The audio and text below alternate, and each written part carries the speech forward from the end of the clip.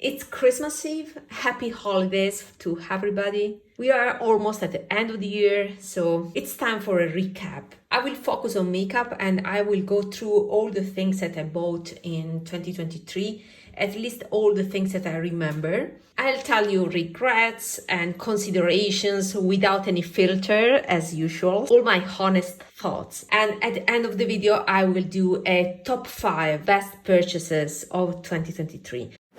It's not only luxury, you can see there's a bit of everything. So let's start with the base makeup. Primers. I don't believe in primers in the sense that an SPF is essential and I don't like to layer too much before doing my makeup, otherwise it's overwhelming. Also because I have normal skin, I don't have particularly dry skin, so piling up all of these layers of moisturizers, SPF, primer, and then makeup is too much, too many layers. So I tend to prefer one single layer that is a SPF primarily, and that also is useful as primer. So a SPF that it's great under makeup. And my purchase in this field, it's only this one, Charlotte Tilbury UV Flawless Primer, and I'm using it. It's amazing. The only thing is that it contains alcohol. I can feel the alcohol, so I don't use it every day. And this is a chemical sunscreen. This is great when I want an impeccable result, because physical sunscreens, they tend to leave white casts that are heavier. This is made in Japan, and I believe this is a kind of private labeling in the sense that it may be a Shiseido one or another producer that produces the SPF also for Charlotte Tilbury. So I don't think it's cost effective, but it's great. And I have on their way some purchases in this field that I will reveal soon. So stay tuned for that. But for now, yes, this was my only purchase. It's great. I will finish up and switch to something else.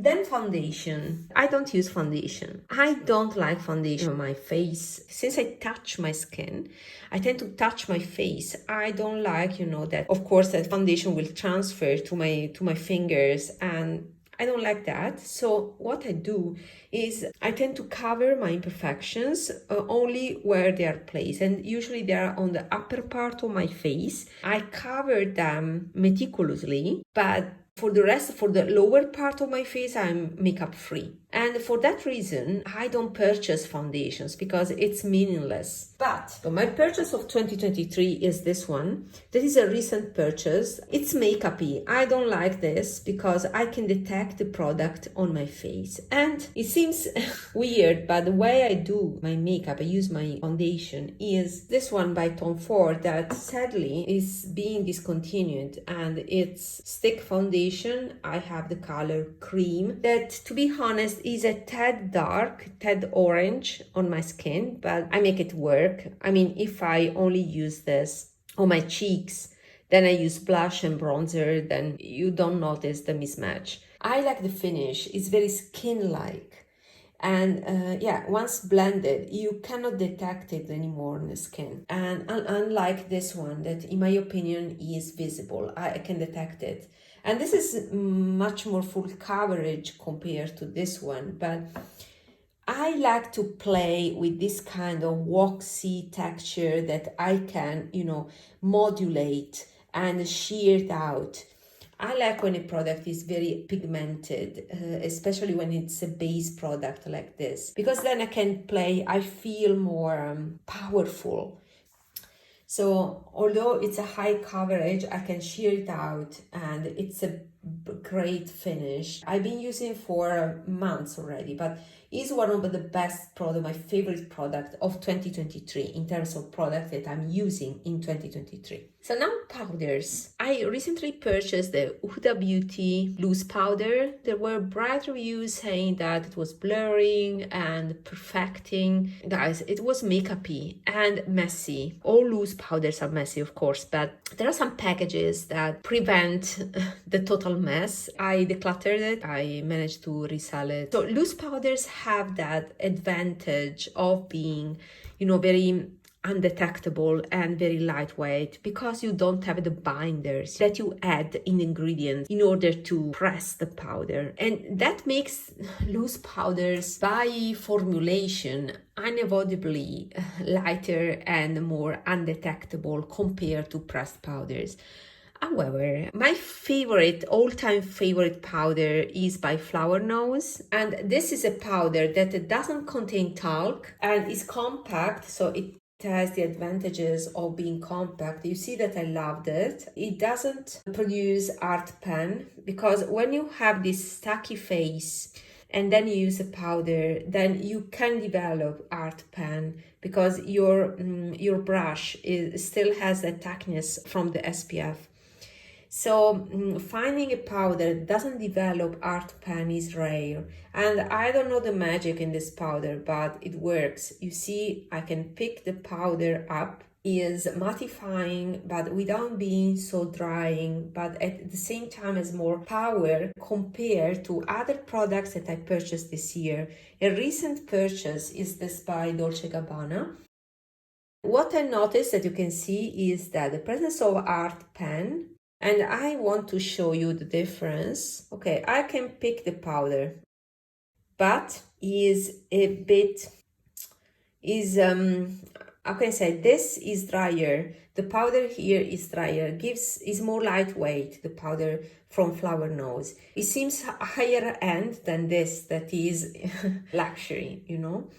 So they are quite similar. Now that I tried both, I can confidently say that this is my favorite. This is great if you don't have access to Flower Nose. This is a powder that has been discontinued. I learned my lesson. So this is a nice powder, but it's more hydrating, has less mattifying power compared to the Flower Nose. Cannot compete with this. This is superior in terms of experience and finish. Another powder that I also purchased this year is the Valentino one. It's nice but a bit heavy. You see how thick it is, thicker compared to Dolce Gabbana and Flower Nose, but it's more perfecting. So I like this to be kind of a blush primer when I need more coverage. So on my cheeks is something that I will use to hide pores. It gives a nice blurred effect, but it's more detectable compared to the Flower Nose. So it's something that I don't use to set my SPF, otherwise it would be cakey. Another kind of hybrid type is this by Guerlain. This is a recent purchase because it's from the holiday collection, and these are the Meteorites. So they are not loose, it's not loose powder, but they are pressed into pearls. This is a finishing powder. This has also a tone correcting because it's a colored powder. And what to say about this? I like the effect. I like the final effect on the skin. You know, something that you cannot really tell what it is, but it's perfecting on the skin. So this is a yes. But this is not, it's just a finishing powder, no? So it's after you apply makeup, the final touch to blend everything together and give a nice finished blurred effect on the skin. The packaging also completes the experience. Concealer, my favorite is still a full coverage concealer, the Tarte one. You know, the Tarte Shape Tape, the original one, the matte one, very opaque. That is my favorite. And I have my tools to make it work. I need several years to go through a foundation stick or a concealer because I truly don't use them a lot. I like a high coverage concealer because I like to have control of the amount of coverage. And for that reason, Shape Tape to me is still the best. What else? Brows? I don't do my brows, to be honest. I always forget, sometimes it's fake. I tend not to do my brows. It's much more natural. I'm blessed with full brows, so sometimes I have holes and sometimes I don't care. Other times I use a ColourPop pencil and that's it. Blushes. I purchased a few blushes this year. I wanted to explore the loose powder effect, and these two I showed you in a previous video are the two that I chose, are two by Givenchy. One is Mousseline Lila and the other one is Taffeta Rosé. And these are great. In my previous video, I showed you these in detail. The other blush, then there's a cream blush that is this by Danessa Myricks, is a recent purchase. And I was pretty good, to be honest, because these I purchased them in spring, the Givenchy ones. And then I purchased this only in November. So in the meanwhile, I have another one. So this is a color, and you can see a recurrent theme here because this is the other one. This by Gucci is a nice one. I'm happy, to be honest. Nothing was something that I couldn't skip. I mean, I could have skipped everything. I feel that my collection is complete and I don't need to add repeats. But I also purchased this one during spring. And this is quite exceptional. I mean, this is the Chanel one, Fantasie, the Chanel. It was a limited edition and I imported it from UK because in Italy was already gone. So I not only I pay for price, but I also paid import taxes. I paid a lot for this one. And for this reason, I wanted a clutter. The thing is, this is too shimmery for me, for my liking. I don't like glow because I have a natural glow on my skin that shines throughout the day. I think that a more matte finish with a formula that blends on your skin is more youthful rather than these fake shiny thing. So these are great if you have dry skin, but if you have normal skin like me, these can be too much. So it depends on your skin. This color is amazing because it's very brightening. It's a light pink. That is, okay, this doesn't give justice to this product. You see how pastel-like is this one. I love this effect. It's very youthful, but it's too shimmery sometimes. To be honest, I could have skipped it. To be totally honest with myself, I mean, because if you spend so much, you want to justify your purchase, right? But I have to be honest with myself. I could have skipped this because I have similar colors that are so pastel-y and fresh looking like this. This is my favorite type of color. This is warmer than a Gucci one. Let me compare it. Lighting is not the best because I have direct sun. You can see that the Gucci one is cooler in tone compared to Chanel, but similar intensity in terms of, intensity of color. Very light, both of them. I love them, but they were not, staples, something that going back, I would say, oh, this was a great purchase that added something in my collection. It's not true. So there's that for blushes. And last thing for blushes are the Suqqu ones. This one from the summer collection, you see. This was great, and I think it was also on sale on Cult Beauty right now. So quite weird the fact that it didn't sell out. It's great.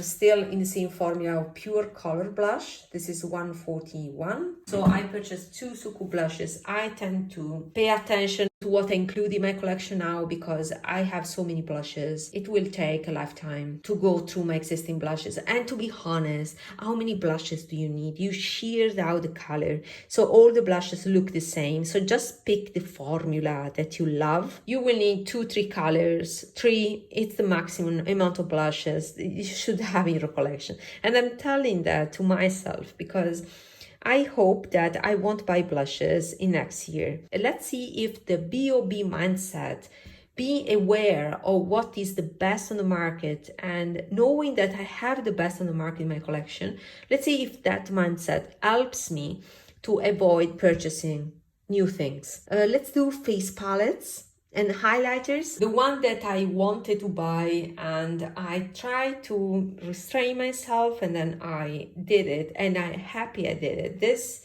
will make to the top 5. It's one of the best things I purchased this year. and it's this one by Tom Ford. This is a great purchase and I'm happy I did it, and I was almost going to miss it. I'm happy I decided to buy it. It's very expensive, but to me it was worth it. Bronzers, I purchased the Valentino one this year. To be honest, it's too warm, it's too orange for me. And since I have cool pink undertone, clashes a bit with my skin tone. So this is the truth. And other bronzers, I purchased the Pat McGrath bronzer, and it's still on my Vinted. The truth is, it didn't add anything in my collection.